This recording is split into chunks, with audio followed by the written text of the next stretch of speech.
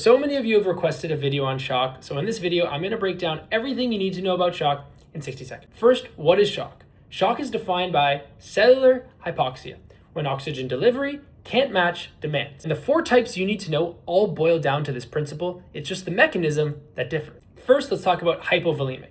As the name implies, hypovolemia, low volume status. So think of conditions like burns, dehydration, hemorrhage. Because you have low volume status, venous return is going to be low, your right atrial pressures or SVP will be low. Consequently, your left ventricular pressures or PCWP is going to be low and cardiac output is going to be low. To compensate, what happens? Systemic vascular resistance after load increases. So to treat this, you want to do fluid resuscitation and stopping the hemorrhage. The second type is cardiogenic, cardio for heart. So think about conditions that affect the heart's contractility, like MIs, arrhythmia, heart failure. Now, because your heart can't contract, your cardiac output's going to be compromised, and that's going to just cause a huge backup. So your PCWP, which is a proxy of your left atrial pressure, is going to be increased. That's going to go all the way backed up into your right-sided pressures, like your central venous pressure, which will be increased. Now, to treat this, because the heart's not contracting well, you want to give inotropes like dobutamine and reduce afterload. Third type is distributive shock. Think leaky vessels and massive vasodilation.